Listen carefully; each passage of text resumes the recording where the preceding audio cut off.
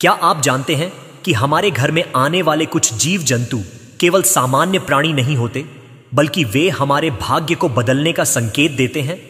आपने शायद कभी गौर नहीं किया होगा, लेकिन भगवान कृष्ण ने खुद नारद मुनि को बताया कि किन जीव जंतुओं का हमारे घर में आना अत्यंत शुभ होता है।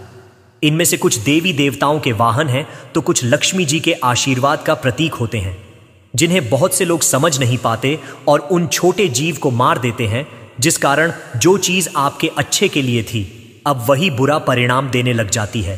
क्या आप जानना चाहेंगे कि घर में छछूंदर या कछुए का आना कितना शुभ होता है या अशुभ होता है? या फिर जब तितलियां आपके घर की ओर आती हैं तो वे आपके जीवन में क्या संदेश लाती हैं? और क्या आपने सुना है कि यदि दो बिच्छू एक साथ दिख जाएं तो यह लक्ष्मी के आगमन का संकेत होता है? यह जानकारी आपके जीवन में काफी बड़ा बदलाव लाएगी, क्योंकि यह सिर्फ जीव जंतु नहीं बल्कि सौभाग्य के संदेशवाहक हैं। इन्हें जान से मारिए नहीं, बल्कि अगर कोई हानि पहुंचाने वाला जीव जंतु है तो उसे किसी चीजे में पकड़कर सुरक्षित घर से बाहर छोड़ आइए। अब आइए जानते हैं भगवान कृष्ण से कि कौन से 9 जीव जंतु आपके जीवन में सुख, समृद्धि और खुशहाली लाते हैं।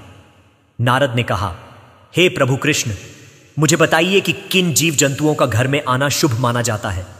कृष्ण ने कहा, प्रिय नारद, तुम्हारा प्रश्न बहुत उत्तम है। मैं तुम्हें उन 9 प्रकार के जीव जंतुओं के बारे में बताऊंगा जिनका घर में आना अत्यंत शुभ माना जाता है। ये जीव जंतु माता लक्ष्मी के आशीर्वाद का प्रतीक हैं। नारद ने कहा, कृपया मुझे इन जीव जंतुओं के बारे में विस्तार से बताएं। कृष्ण ने कहा, अवश्य नारद। पहला जीव है छछूंदर। यह चूहे जैसा दिखता है, परंतु इसकी नाक लंबी होती है। जब छछूंदर किसी के घर में आता है तो यह भाग्योदय का संकेत होता है। नारद ने कहा, छछूंदर का आना इतना शुभ क्यों माना जाता है? कृष्ण ने कहा, छछूंदर अपने साथ सुख और शांति लाता है। यदि यह किसी व्यक्ति के चारों ओर चक्कर लगाता है तो उस व्यक्ति को जीवन में महान सफलता मिलती है। ऐसे घर में लक्ष्मी का वास होता है और सभी परेशानियां दूर हो जाती हैं। नारद ने कहा, यह तो बहुत अद्भुत है। दूसरा कौन सा जीव शुभ माना जाता है? कृष्ण ने कहा, दूसरा है कछुआ। जब कछुआ किसी के घर में आता है तो यह मेरे और लक्ष्मी के आगमन का संकेत होता है। कछुए का आना अत्यंत भाग्यशाली लोगों के घर में ही होता है। नारद ने कहा, और तीसरा जीव? कृष्ण ने कहा, तीसरा है चूहा। लेकिन ध्यान रहे, चूहा दुख और दरिद्रता का प्रतीक है। यदि घर में चूहे दिखें तो उन्हें तुरंत बाहर निकालना चाहिए, परंतु मारना नहीं चाहिए, क्योंकि वह गणेश जी का वाहन है। नारद ने कहा, यह जानकारी बहुत महत्वपूर्ण है। चौथे जीव के बारे में बताइए। कृष्ण ने कहा, चौथा है मधुमक्खी। लेकिन सावधान रहें, मधुमक्खी का छत्ता घर में या आसपास होना अशुभ माना जाता है। यह परेशानियों का कारण बन सकता है। नारद ने कहा, यह तो चिंता की बात है। 5वां जीव कौन सा है? कृष्ण ने कहा, 5वीं है तितली। रंग बिरंगी तितलियों का घर में आना बहुत शुभ है। वे जीवन में रंग और खुशियां लाती हैं। जहां तितलियां होती हैं वहां लक्ष्मी का वास होता है। नारद ने कहा, तितलियां तो वाकई में सुंदर होती हैं। छठा जीव? कृष्ण ने कहा, छठा है बिच्छू। सामान्यतः बिच्छू का दिखना अशुभ माना जाता है, लेकिन यदि 2 बिच्छू एक साथ घर की ओर आते दिखे तो यह लक्ष्मी के आगमन का संकेत है। नारद ने कहा, यह तो बड़ी विचित्र बात है। 7वां जीव कौन सा है? कृष्ण ने कहा, 7वीं है छिपकली। छिपकली को मारना पाप है। यदि कई छिपकलियां एक साथ दिखें तो यह धन समृद्धि का संकेत है। विशेषकर पूजा के समय छिपकली का दिखना बहुत शुभ माना जाता है। नारद ने कहा, छिपकली के बारे में यह जानकर आश्चर्य हुआ। 8वां जीव? कृष्ण ने कहा, 8वीं है चींटियां। यदि चींटियां पूर्व दिशा की ओर जा रही हों तो यह शुभ संकेत है। यह भाग्योदय और सुख समृद्धि का प्रतीक है। नारद ने कहा, और अंतिम 9वां जीव? कृष्ण ने कहा, 9वां है भौरा। भौरे का घर में आना बहुत ही दुर्लभ और शुभ माना जाता है। यह सौभाग्य लाता है और व्यक्ति को समृद्ध बनाता है। नारद ने कहा, प्रभु, इन जीव जंतुओं के बारे में जानकर बहुत प्रसन्नता हुई। क्या आप इनके महत्व के बारे में और बता सकते हैं? कृष्ण ने कहा, हां नारद, ये जीव जंतु केवल साधारण प्राणी नहीं हैं। इनमें से कई देवी देवताओं के वाहन हैं। जैसे गरुड़ मेरा वाहन है, नंदी शिव का वाहन है और मोर कार्तिकेय का वाहन है, इसलिए इन जीवों का सम्मान करना चाहिए। नारद ने कहा, लेकिन प्रभु, यदि कोई इन जीवों को नहीं पहचानता और उन्हें नुकसान पहुंचाता है तो क्या होगा? कृष्ण ने कहा, यह एक गंभीर बात है नारद। यदि कोई अनजाने में भी इन जीवों को कष्ट पहुंचाता है तो उससे लक्ष्मी क्रोधित हो सकती है। इससे व्यक्ति के जीवन में अनेक परेशानियां आ सकती हैं। इसलिए हर व्यक्ति को इन जीवों की पहचान होनी चाहिए। नारद ने कहा, तो क्या इन जीवों का घर में आना यह संकेत है कि व्यक्ति का बुरा समय खत्म हो रहा है? कृष्ण ने कहा, बिल्कुल सही कहा नारद। जब ये शुभ जीव किसी के घर में आते हैं तो यह संकेत होता है कि उस व्यक्ति का भाग्य चमकने वाला है, उसकी परेशानियां दूर होंगी और अच्छा समय शुरू होगा। नारद ने कहा, प्रभु, क्या आप इन जीवों के बारे में कुछ विशेष बातें बता सकते हैं? कृष्ण ने कहा, अवश्य नारद। छछूंदर के बारे में एक विशेष बात यह है कि यह जिस घर में जाता है वहां की दिनचर्या ही बदल जाती है। घर के सदस्यों का भाग्य चमकने लगता है और उनकी आर्थिक स्थिति में सुधार होता है। नारद ने कहा, और कछुए के बारे में? कृष्ण ने कहा, कछुआ मेरा अवतार माना जाता है। जब कछुआ किसी के घर में आता है तो यह मेरे और लक्ष्मी के आशीर्वाद का प्रत्यक्ष प्रमाण होता है। ऐसे घर में सुख शांति का वास होता है। नारद ने कहा, चूहे के बारे में आपने कहा कि वह अशुभ है, फिर भी उसे नहीं मारना चाहिए, क्यों? कृष्ण ने कहा, हां नारद, चूहा गणेश जी का वाहन है। पहले यह एक भयानक राक्षस था जिसे गणेश ने हराकर अपना वाहन बना लिया। इसीलिए इसे मारना पाप है, लेकिन घर से बाहर निकालना आवश्यक है। नारद ने कहा, मधुमक्खी के छत्ते के बारे में आपने क्या कहा था? कृष्ण ने कहा, मधुमक्खी का छत्ता घर में या आसपास होना अशुभ माना जाता है। यह परेशानियों और कष्टों का कारण बन सकता है। इसीलिए यदि कहीं छत्ता दिखे तो उसे सावधानी से हटा देना चाहिए। नारद ने कहा, तितलियों के बारे में कुछ और बताइए प्रभु। कृष्ण ने कहा, तितलियां सौंदर्य और नवीनता का प्रतीक हैं। जब रंग बिरंगी तितलियां घर में आती हैं तो वे जीवन में नए रंग भर देती हैं। यह नए अवसरों और खुशियों का संकेत है। नारद ने कहा, बिच्छू के बारे में आपने एक रोचक बात कही थी, क्या आप उसे फिर से बता सकते हैं? कृष्ण ने कहा, हां नारद, सामान्यतः बिच्छू का दिखना अशुभ माना जाता है, लेकिन यदि दो बिच्छू एक साथ घर की ओर आते दिखें जहां एक दूसरे के आगे पीछे हो तो यह लक्ष्मी के आगमन का अद्भुत संकेत है। नारद ने कहा, छिपकली के बारे में लोगों में बहुत भ्रम है, क्या आप इसे स्पष्ट कर सकते हैं? कृष्ण ने कहा, निश्चय ही नारद, छिपकली को मारना बड़ा पाप है। वह लक्ष्मी का स्वरूप मानी जाती है। विशेष रूप से यदि पूजा के समय छिपकली दिखे तो यह बहुत शुभ संकेत है। यह भाग्योदय का सूचक है। नारद ने कहा, चींटियों के बारे में कुछ और जानकारी दीजिए प्रभु। कृष्ण ने कहा, चींटियां मेहनत और संगठन का प्रतीक हैं। यदि चींटियां पूर्व दिशा की ओर जा रही हों तो यह विशेष रूप से शुभ है। यह धन लाभ और सफलता का संकेत है। लेकिन ध्यान रहे, चींटियों को कुचलना पाप है। नारद ने कहा, और अंत में भौरे के बारे में कुछ और बताइए। कृष्ण ने कहा, भौरा बहुत ही दुर्लभ और शुभ जीव है। यह जिस घर में जाता है वहां धन और समृद्धि का वास होता है। भौरे का आना यह संकेत है कि व्यक्ति के जीवन में बड़ा परिवर्तन आने वाला है। नारद ने कहा, प्रभु, इन जीवों के प्रति हमारा व्यवहार कैसा होना चाहिए? कृष्ण ने कहा, नारद, इन जीवों के प्रति दया और करुणा का भाव रखना चाहिए। इन्हें कष्ट नहीं पहुंचाना चाहिए। याद रखें, ये सभी जीव प्रकृति के अभिन्न अंग हैं और इनका अपना महत्व है। नारद ने कहा, क्या इन जीवों का आना हमेशा शुभ ही होता है?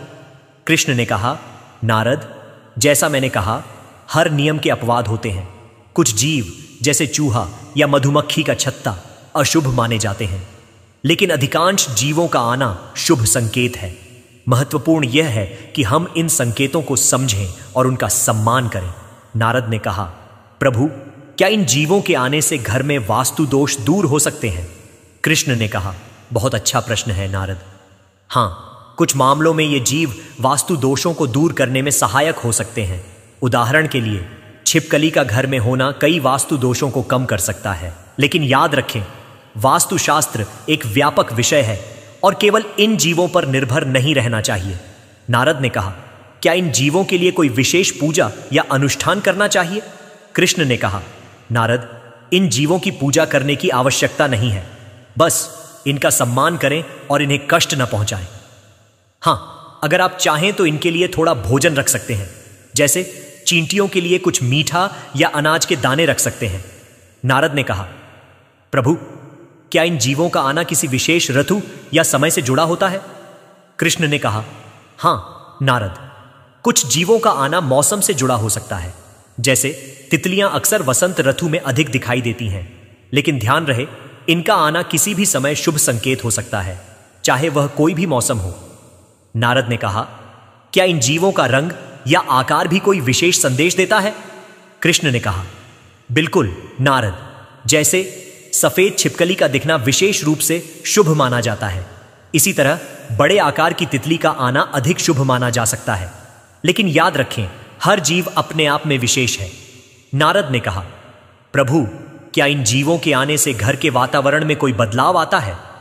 कृष्ण ने कहा, निसंदेह नारद, इन जीवों का आना घर के वातावरण को सकारात्मक ऊर्जा से भर देता है।